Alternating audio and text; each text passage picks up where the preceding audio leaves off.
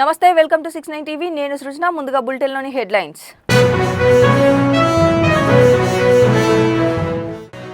AP Sainik school local కోటాలో తెలంగాణ విద్యార్థులను తీసుకోవాలి. కేంద్ర రక్షణ శాఖ సహాయ మంత్రిని కోరిన బీజేపీ ఎంపీ రఘునందన్ రావు.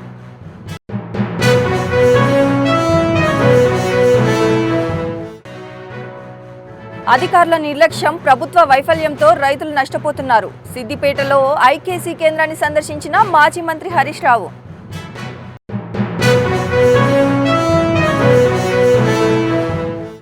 కేసీఆర్ను అప్రతిష్ట పాలు చేయడానికి కాంగ్రెస్ పార్టీ కుట్ర చేస్తోంది. కాళేశ్వరం ప్రాజెక్టుల్లో ఎలాంటి అవినీతి జరగలేదన్న ఎమ్మెల్సీ మధుసూదనాచారి.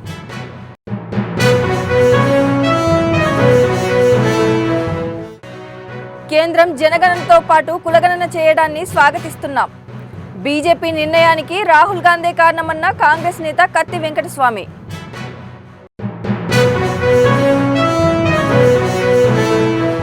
ఇక డీటెయిల్స్లోకి వెళ్తే, ఆంధ్రప్రదేశ్లో సైనిక్ స్కూల్లో 67% లోకల్ కోటాలో తెలంగాణ విద్యార్థులను తొలగించడంతో వేలాది మంది విద్యార్థులు ఆందోళనకు గురవుతున్నారని, తెలంగాణలో సైనిక్ స్కూల్స్ ప్రారంభమయ్యే వరకు తెలంగాణ విద్యార్థులకు ఆంధ్రాలో లోకల్ కోటా ఉంచాలని కేంద్ర రక్షణ శాఖ సహాయ మంత్రి సంజయ్ సేఠ్తో మెదక్ ఎంపీ రఘునందన్ రావు మాట్లాడి విజ్ఞప్తి చేశారు.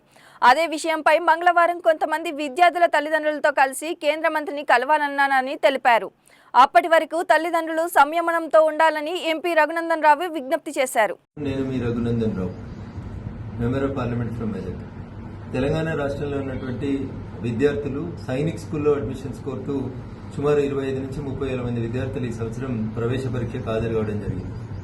అనుకోకుండా ministry of defence Sainik schools నుంచి వచ్చినటువంటి ఉత్తర్వుల సంఖ్య ప్రకారం ఈ సంవత్సరం 67% ఆఫ్ ద కోటాని తెలంగాణ విద్యార్థులకు తొలగించినట్టు వచ్చినటువంటి ఒక ఉత్తరం, మినిస్ట్రీ ఆఫ్ డిఫెన్స్ నుంచి వచ్చినటువంటి ఉత్తరం తల్లిదండ్రుల్ని వారి పిల్లల్ని ఇబ్బందులకు గురి చేసింది. ఇది 30 ఏప్రిల్ రోజు ఈ ఉత్తరం వచ్చినట్టు కొంతమంది విద్యార్థులు వారి తల్లిదండ్రులు ఈ రోజు నా దృష్టికి తీసుకురావడం జరిగింది. ఆంధ్రప్రదేశ్లో పోయిన 10 సంవత్సరాల నుంచి ఉన్నటువంటి 67% తెలంగాణ విద్యార్థులకు లోకల్ ఉన్నటువంటి కోటాను తొలగిస్తూ ఇచ్చినటువంటి ఈ సర్క్యులర్ మీద నేను కొద్దిసేపటి క్రితం కేంద్ర రక్షణ శాఖ సహాయ మంత్రి గౌరవనీయులు సంజయ్ సేఠ్ గారితో మాట్లాడి రేపు సాయంత్రం 7 గంటలకు వారి అపాయింట్మెంట్ తీసుకోవడం జరిగింది. కొత్తగా తెలంగాణకి ఒక 3 సైనిక్ స్కూళ్లు మంజూరు చేయాలని, అవి మంజూరు చేసేంత వరకు ఈ విద్యా సంవత్సరం 25-26కి ఎవరైతే విద్యార్థులు సుమారు 25 నుంచి 30,000 మంది విద్యార్థులు సైనిక్ స్కూల్ ప్రవేశ పరీక్షకు హాజరైనారో వాళ్ళందరికీ ఆంధ్రప్రదేశ్లో 67% లోకల్ కోటా కంటిన్యూ చేయాలని మంత్రి గారిని ఫోన్ ద్వారా విజ్ఞప్తి చేయడం జరిగింది. సానుకూలంగా స్పందించినటువంటి మంత్రి గారు రేపు సాయంత్రం సమయం ఇచ్చినారు. కొంతమంది తల్లిదండ్రులను తీసుకొని నేను రేపు సాయంత్రం కేంద్ర రక్షణ శాఖ సహాయ మంత్రి సంజయ్ సేఠ్ గారిని రేపు సాయంత్రం 7 గంటలకు ఢిల్లీలో కలవబోతా ఉన్నాం. ఈ ప్రవేశ పరీక్ష రాసినటువంటి విద్యార్థులు వారి తల్లిదండ్రులు కొద్దిగా ఓపికగా ఉండండి, పాజిటివ్ దృక్కోణంతో ఉండండి. దాదాపు ఈ కోటాని తిరిగి మంత్రి గారిని ఒప్పించి తీసుకురావడానికి నేను మెదక్ పార్లమెంట్ సభ్యునిగా శతవిధాలుగా ప్రయత్నం చేస్తానని చెప్పి ఈ సందర్భంగా తెలియజేస్తున్నాను. థ్యాంక్ యూ అనండి. అధికారుల నిర్లక్ష్యం, సకాలంలో ధాన్యం సేకరణ చేయడంలో ప్రభుత్వం వైఫల్యం వల్ల రోజుల తరబడి మార్కెట్ యార్డుల వద్ద రైతులు వేచి చూస్తున్నారని మాజీ మంత్రి హరీష్ రావు ఆగ్రహం వ్యక్తం చేశారు. ఆదివారం రాత్రి భారీ వర్షం కురిసిన నేపథ్యంలో సిద్దిపేట మార్కెట్ యార్డులో తడిసిన ధాన్యాన్ని హరీష్ రావు పరిశీలించారు. ఇప్పటికే మార్కెట్లో 3,500 ధాన్యం బస్తాలు తరలించడానికి సిద్ధంగా ఉన్న లారీలు లేకపోవడంతో ధాన్యం నీటి పాలైందని ఈ సందర్భంగా హరీష్ రావు ముందు రైతులు ఆందోళన వ్యక్తం చేశారు. ధాన్యాన్ని చూసి కన్నీరు మున్నరవుతున్న రైతులను హరీష్ రావు ఓదార్చారు. మార్కెట్ యార్డ్ నుంచి ఆర్టీఓతో ఫోన్లో మాట్లాడిన ఆయన రైతుల సమస్యలు వెంటనే పరిష్కరించాలని కోరారు. ఇప్పుడు ఈ తడిసి నువ్వు ఇట్రా ఇన్నే ఉండి ఆడ ఏం పని వాళ్ళు చూసుకుంటారు లాగా నువ్వు వచ్చి ఇన్నే ఉండి ఈ తడిసిన వాటిలు కూడా ఇప్పుడు అది కష్టమవుతుంది. మళ్ళీ ఇప్పుడు పొల్లు గిల్లు అంటే ఇప్పుడు ఈ తడిసిన వాటిలు ఇదంతా అయ్యేది కాదు, పోయేది కాదు, ఖరాబ్ అవుతాయి, అవి కలర్ మారుతుంది. ఈ తడిసిన వాటిలు కూడా మొత్తం ధనాదాన్ని కాంట పెట్టి లావర్ దూరం మొత్తం నువ్వు వీడికే వచ్చి నువ్వు చెప్పి 20 లారీలు తెప్పించి అమ్మాలి కూడా, లేకపోతే పక్క దాంట్లోకెలో లేకపోతే బీహార్ అమ్మాలో ఏదన్నా ఒక అమ్మాలి తెప్పి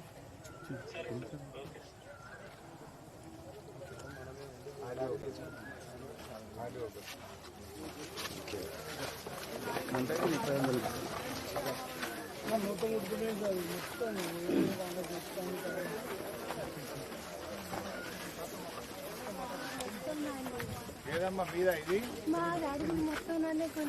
కొట్టుకుపోయిందా? ఏ ఊరు? మన ఊళ్ళో సెంటర్ పెట్టినాం కదా, రోజులు ఊళ్ళోనే పెట్టినాయి కదా ఒకటి సెంటర్ అడగంతా నానిందా ఇప్పుడు జాగా లేదటు వస్తామంటే సంచులు ఈ సంచులు లాగొడతానంటే నీకు ఎత్తుకుందాం అనుకుంటే ఇప్పుడు ఇది ఎత్తనే రేపు దాకా మళ్ళీ అడుగులు మొత్తం నాని మళ్ళీ పడితే మొత్తం మళ్ళీ నాకు ఆర్డీఓ గారు నమస్తే, కొంచెం పట్టించుకోవాలి ఆర్డీఓ గారు. మార్కెట్ అంతా తడిచిపోయినాయి, లారీలు లేవు, ఎవరు పట్టించుకోవట్లేరు. ఏం గవర్నమెంట్, ఏం పద్ధతి ఇది? ప్రత్యేక తెలంగాణ సాధించి 10 ఏళ్లు రాష్ట్రాన్ని అన్ని రంగాల్లో ముందుకు తీసుకుపోయిన మాజీ సీఎం కేసీఆర్ను అప్రతిష్ట పాలు చేయడానికి సీఎం రేవంత్ రెడ్డి ఆధ్వర్యంలో కాంగ్రెస్ పార్టీ కుట్ర చేసిందని బీఆర్ఎస్ ఎమ్మెల్సీ మధుసూదనాచారి విమర్శించారు. కాళేశ్వరం ప్రాజెక్టు నిజాల పేరుతో ఆ పార్టీ రౌండ్ టేబుల్ సమావేశం ఏర్పాటు చేసింది. ఇందులో బీఆర్ఎస్ పార్టీకి చెందిన పలువురు నాయకులు పాల్గొని మాట్లాడుతూ ప్రపంచం గర్వించే విధంగా ప్రతిష్టాత్మకంగా నిర్మించిన కాళేశ్వరం ప్రాజెక్టుపై కాంగ్రెస్ పార్టీ దుష్ప్రచారం చేస్తుందని ఆరోపించారు. విషయాన్ని అర్థం చేసుకుంటే ఈరోజు కాంగ్రెస్ పార్టీ అంటే తెలంగాణ పాలిట ద్రోహం, కాంగ్రెస్ పార్టీ అంటే తెలంగాణ పాలిట మోసం, కాంగ్రెస్ పార్టీ అంటే తెలంగాణకు దాపురించినటువంటి శని. గతం పునరావృతమవుతా ఉన్నది. 1956 నుండి 2014 వరకు తెలంగాణ అనేక సమస్యల కాసారంగా తయారైంది.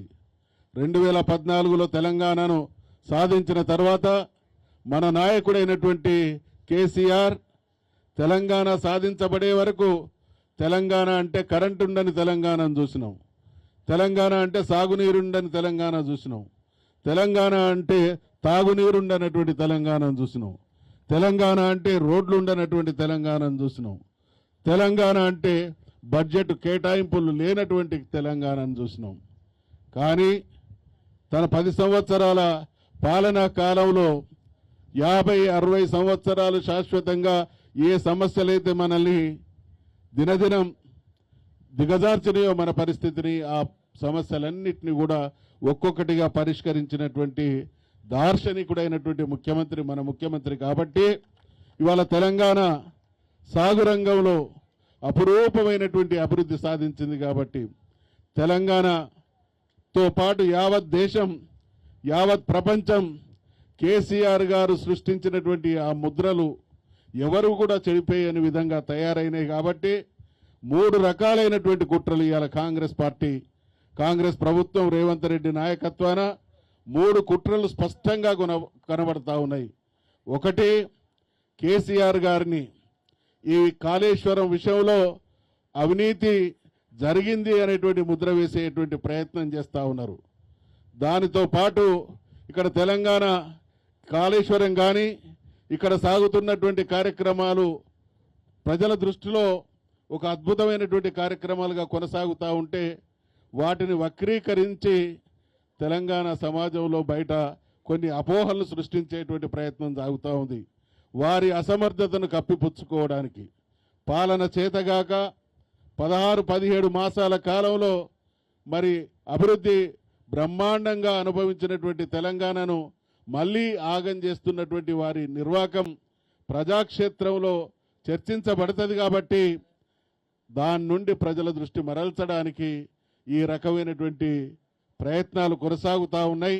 ఇవాళ రేవంత్ రెడ్డి ముఖ్యమంత్రి చంద్రబాబు నాయుడుకి ఎటువంటి ఏజెంటో మనకు తెలుసు. కాబట్టి రేవంత్ రెడ్డి చంద్రబాబు నాయుడుల సమిష్టి ప్రయోజనం ఆంధ్ర ప్రాంత ప్రయోజనమే. కాబట్టి ఆ ప్రాంత ప్రయోజనం కోసం మన ప్రాంత ప్రయోజనాలని తాకట్టు పెట్టి మన నాయకత్వాన్ని బదనాం చేయడం ద్వారా ప్రజల దృష్టి మరల్చాలనేటువంటి ప్రయత్నం సాగుతూ ఉంటే మరి 10 సంవత్సరాల కాలంలో తెలంగాణలో ఎక్కడ చూసినా యావత్ తెలంగాణే ఒక నదిలాగా, యావత్ తెలంగాణలో ప్రతి చెరువు జలకలతో కొనసాగినటువంటి పరిస్థితుల్ని మనం చూసినాం. కాబట్టి తద్వారా భారతదేశానికే వ్యవసాయ రంగంలో దిగుబడులలో ఒక అద్భుతమైనటువంటి పేరు ప్రఖ్యాతులు తీసుకొచ్చినటువంటి జనగణనతో పాటు కులగణన చేయాలని కేంద్రం తీసుకున్న నిర్ణయాన్ని స్వాగతిస్తున్నామని కాంగ్రెస్ పార్టీ ఓబీసీ విభాగం జాతీయ కోఆర్డినేటర్ కత్తి వెంకటస్వామి తెలిపారు. గతంలో కులగణన సాధ్యం కాదని సుప్రీంకోర్టులో అఫిడవిట్ చేసిన వారే నేడు మళ్లీ కులగణన చేస్తామని ముందుకు రావడానికి గల కారణం కాంగ్రెస్ పార్టీ అగ్రనేత రాహుల్ గాంధీనే అన్నారు. దేశవ్యాప్తంగా భారత్ జోడో యాత్ర పేరుతో రాహుల్ గాంధీ చేసిన పాదయాత్రలో కులగణన చేయాలని డిమాండ్ చేయడంతో కేంద్రంలోని బీజేపీ ప్రభుత్వం తలవంచక తప్పలేదన్నారు. కేంద్రం ప్రభుత్వ పరంగా ఒక కీలకమైనటువంటి నిర్ణయం తీసుకుంది. ఆ నిర్ణయానికి పెద్ద చరిత్ర ఉంది. ఆ నిర్ణయమే జనగణనతో పాటు కులగణన చేస్తామనేటువంటి ఒక నిర్ణయం. గమ్మత్ ఏంటంటే ఈ కులగణన చేయడం సాధ్యం కాదు, మేము చేయలేము, చేస్తే అనేక రకాలైనటువంటి ఇబ్బందులు దేశవ్యాప్తంగా కులాల మధ్యన వస్తాయి, మతాల మధ్యన వస్తాయి, సివిల్ వార్ వచ్చే అవకాశం ఉందని కూడా ఒక మాట ఆఫ్ ది రికార్డ్ చెప్పినటువంటి భారతీయ జనతా పార్టీ సుప్రీంకోర్టులో అఫిడవిటేషనర్ చేయడం సాధ్యం కాదు, ఇదంతా కూడా ఒక స్టేట్లో ఒక కులం, ఇంకో స్టేట్లో ఇంకో కులం అని రకరకాల కారణాలు చెప్పి సుప్రీంకోర్టులో జనగణనలో కులగణన సాధ్యం కాదని అఫిడవిటేషన్ అటువంటి భారతీయ జనతా పార్టీ, అదే భారతీయ జనతా పార్టీ అదే నాయకత్వం ఎవరైతే అఫిడవిటేషన్లో అదే మోడీ గారు, అఫిడవిటేషన్ సమయంలో ఉన్నటువంటి అమిత్ షా గారు ఉన్నారు, జగత్ ప్రకాష్ నడ్డా గారు ఉన్నారు. అంటే సేమ్ టీం సుప్రీంకోర్టులో సాధ్యం కాదని వేసినటువంటి సేమ్ టీం అదే టీం మళ్ళీ నిర్ణయం తీసుకున్నది. ఏమని? కులగణన చేస్తాం, జనగణనతో పాటు కులగణన చేస్తామని నిర్ణయం తీసుకున్నాడు. ఫస్ట్గా నిర్ణయం తీసుకున్నందుకైతే అభినందిస్తున్నాం, హర్షం వ్యక్తం చేస్తున్నాం. ఎందుకంటే ఎప్పుడైనా వాళ్ళే చెప్తుంటారు భారతీయ జనతా పార్టీ వాళ్ళు, మాకు దేశం ఫస్ట్, మేము నెక్స్ట్ అని. మేము కూడా అదే చెప్తున్నాం. మాకు ఇప్పుడు కాదు, మేము పుట్టినప్పుడు, కాంగ్రెస్ పుట్టినప్పటి నుంచి కూడా మా వ్యక్తిగతమైనటువంటి అవసరాల కంటే, పార్టీ అవసరాల కంటే దేశ సంక్షేమము, సమాజ సంక్షేమమే ధ్యేయంగా నడిచిన పార్టీ కాంగ్రెస్ పార్టీ. దానికి నెహ్రూ గారు ఉదాహరణే, గాంధీ గారు ఉదాహరణే, వల్లభాయ్ పటేల్ ఉదాహరణే, సుభాష్ చంద్రబోస్ ఉదాహరణే, భగత్ సింగ్ ఉదాహరణే. అంతా కూడా కాంగ్రెస్ పార్టీ నేతృత్వంలో స్వతంత్ర సంగ్రామం చేసినటువంటి యోధులే. వాళ్ళందరి యొక్క స్ఫూర్తితోటి నడుస్తున్నటువంటి పార్టీ. ఈ ప్రపంచంలోనే స్వతంత్ర సమరయోధుల స్ఫూర్తితో నడుస్తున్నటువంటి ఒక రాజకీయ పక్షం కాంగ్రెస్ పక్షం. ఈ కాంగ్రెస్ పక్షాన గత 4 సంవత్సరాలుగా కులగణన చేయాలి, చేయడం వల్ల సమాజంలో ఉన్నటువంటి అన్ని వర్గాలకు న్యాయం జరుగుతుంది అని చెప్తూ కాలికి బొంగరం కట్టుకొని 4000 కిలోమీటర్లు నడిచినటువంటి ఒక పోరాట యోధుడు రాహుల్ గాంధీ. నా భూతో నా భవిష్యత్తులో చేస్తే మళ్ళీ చేస్తాడు ఆయనే కావచ్చు. భూతకాలంలో శంకరాచార్యులు, వివేకానందుడు లాంటి వాళ్ళు మాత్రమే ఈ దేశం కోసం దేశంలో పాదయాత్ర చేసి దేశం అంతా తిరిగినారు. అట్లాంటిది ఈ దేశ చరిత్రలో పురాణాల దగ్గర నుంచి తీసుకున్నా కూడా దేశ చరిత్రలో, భారతదేశ చరిత్రలో ఒక రాజకీయ నాయకుడు అందరూ రాజకుమారుడని అవహేళన చేసినటువంటి భారతీయ జనతా పార్టీకి చెంపపెట్టు చేసి ఈ రాజకుమారుడు కాదు ప్రజల కుమారుడు అని చెప్పి 4000 కిలోమీటర్లు కన్యాకుమారి నుంచి కాశ్మీర్ వరకు అన్ని కాలాలను ఎదుర్కొని, శీతాకాలం, ఎండాకాలం అన్నిటిని ఎదుర్కొని నడిచినటువంటి యోధుడు. ఆ యోధుని యొక్క పోరాటానికి ఫలితం కేంద్ర నిర్ణయం. కేంద్ర నిర్ణయాన్ని ఆశిస్తున్నాం, కానీ కేంద్ర నిర్ణయం యొక్క ఒత్తిడి ఎందుకు జరిగింది? ఎట్లయితే తెలంగాణ రాష్ట్రము ప్రకటించేదానికి తెలంగాణ 4 కోట్ల ప్రజలు ఆబాల గోపాలం ఒకటే నినాదం జై తెలంగాణ అని ఆ రోజు కేంద్ర ప్రభుత్వాన్ని ఒత్తిడి తెచ్చినప్పుడు అమ్మ సోనియా గాంధీ కనికరించి ఈ తెలంగాణ రాష్ట్రం ఇచ్చింది.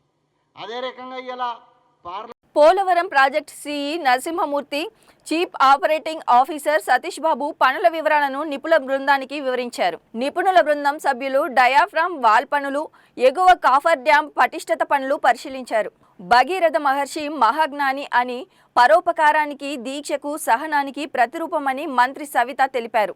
భగీరథుని వారసులుగా సగరులు ఎంతో పట్టుదల, శ్రమ, నిజాయితీతో ఉంటారని కొనియాడారు. భగీరథుని ఆశయాలను కొనసాగించాలని ఆయన చూపిన సంకల్ప బలంతో బీసీ వర్గాల్లోని సామాన్యులు ఉన్నత స్థాయికి ఎదగాలని ఆకాంక్షించారు.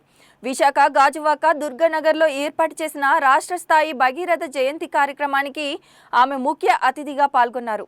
భగీరథ మహర్షి జయంతి మహోత్సవం సందర్భంగా ఏర్పాటు చేసిన భగీరథ మహర్షి విగ్రహ ఆవిష్కరణ కార్యక్రమం ఘనంగా నిర్వహించారు.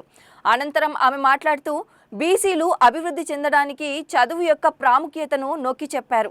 ఉప్పర కులాన్ని సగరుగా మార్చేందుకు కృషి చేస్తానని మంత్రి సవిత హామీ ఇచ్చారు. రాష్ట్ర ముఖ్యమంత్రి వర్యులు తెలుగుదేశం పార్టీ జాతీయ అధ్యక్షులు శ్రీ నారా చంద్రబాబు నాయుడు గారు ఇచ్చినటువంటి ఆదేశాల మేరకు బీసీ శాఖ మార్చులు పెద్దలు సవితమ్మ గారి యొక్క ఆధ్వర్యంలో మరి గాజువాక ప్రాంతంలో ఎప్పటి నుంచో ఇక్కడ భగీరథుని యొక్క జయంతి చేయాలన్న ఆలోచనతో కలలు కంటున్నటువంటి సందర్భంలో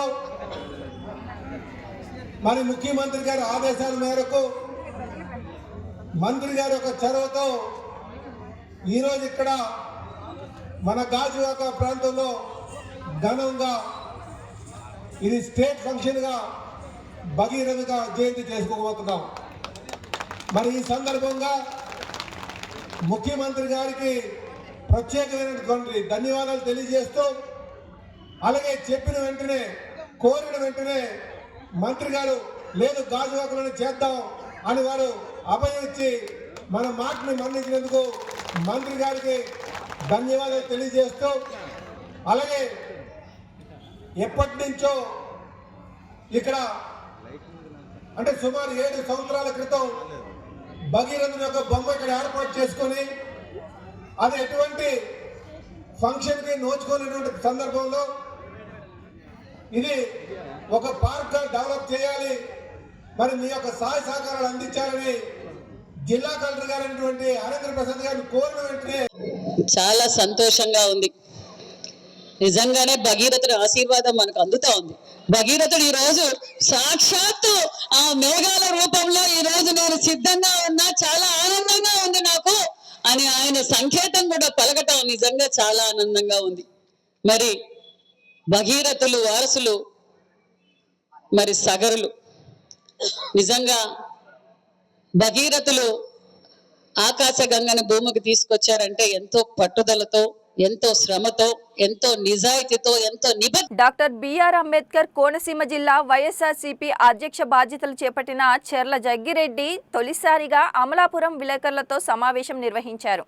ఈ సందర్భంగా ఆయన మాట్లాడుతూ ధాన్యం కొనుగోలు కేంద్రాలను ప్రభుత్వం మూసివేసిందని, రాష్ట్ర ప్రభుత్వం రైతుల వద్ద ఉన్న ధాన్యం కొనుగోలు చేయకుండా దళారులకు మద్దతు పలుకుతుందని ఆరోపించారు. వెంటనే ధాన్యం కొనుగోలు కేంద్రాలను పునఃప్రారంభించాలని డిమాండ్ చేశారు. కమిషన్ల కోసం అమరావతి పనులను ప్రారంభించడం కాదు, ధాన్యం కొనుగోలు చేసి రైతులను ఆదుకోవాలన్నారు. లేకపోతే వైఎస్ఆర్ కాంగ్రెస్ పార్టీ ఉద్యమం చేపడుతుందని జగ్గిరెడ్డి హెచ్చరించారు. ఈ మధ్యకాలంలో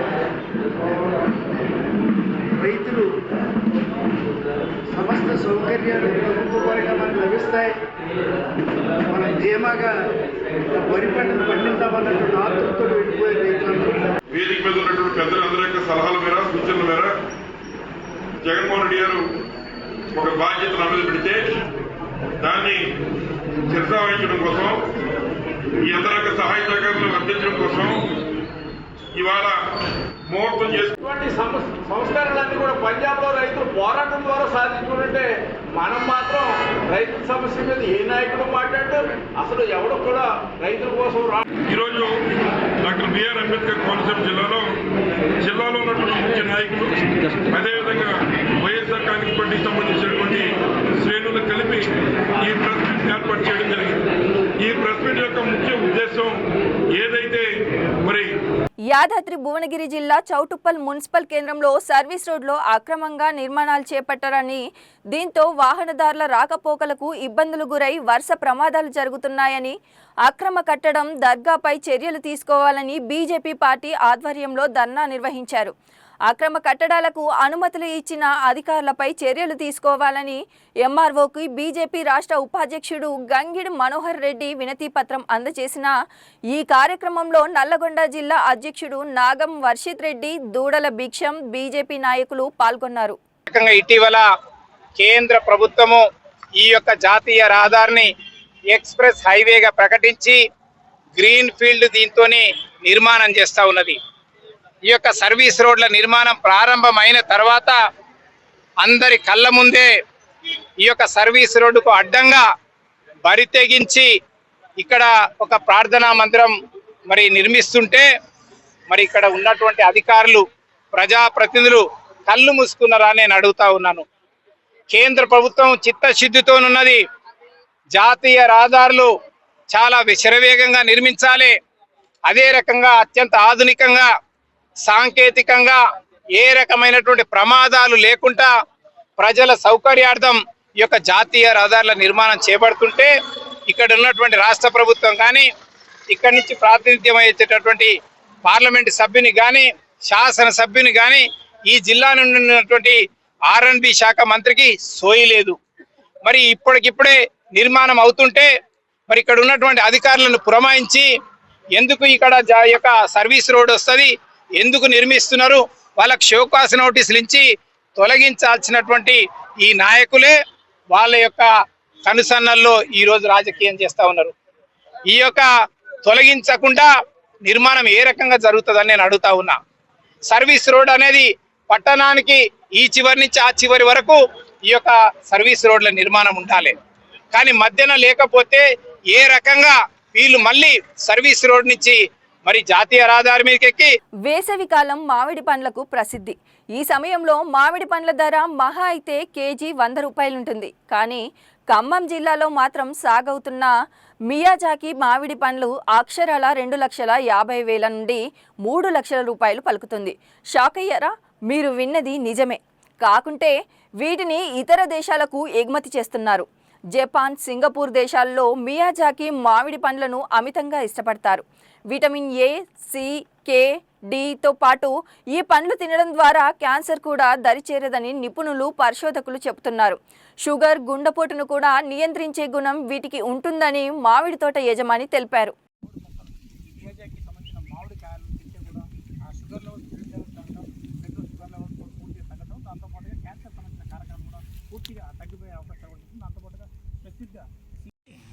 దీనికి ఇంకో అక్కడే బాగుండేది, ఎక్కువ ఉన్నాయి కానీ అదే అవి కనపడలేదు.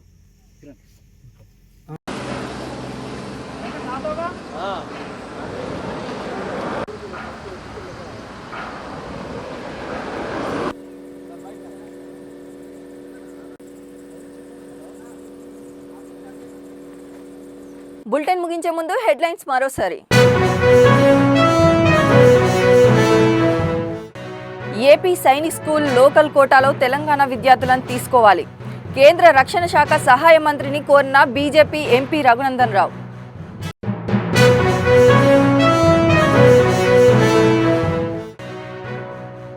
అధికారుల నిర్లక్ష్యం, ప్రభుత్వ వైఫల్యంతో రైతులు నష్టపోతున్నారు. సిద్దిపేటలో ఐకేసీ కేంద్రాన్ని సందర్శించిన మాజీ మంత్రి హరీష్ రావు.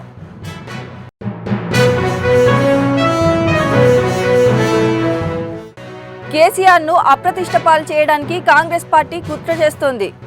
కాళేశ్వరం ప్రాజెక్టుల్లో ఎలాంటి అవినీతి జరగలేదన్న ఎమ్మెల్సీ మధుసూదనాచారి.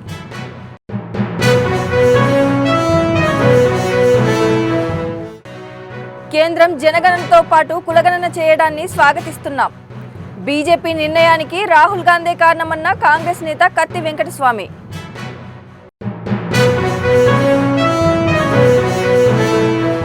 మరిన్ని అప్డేట్స్ కోసం చూస్తూనే ఉండండి 69 టీవీ.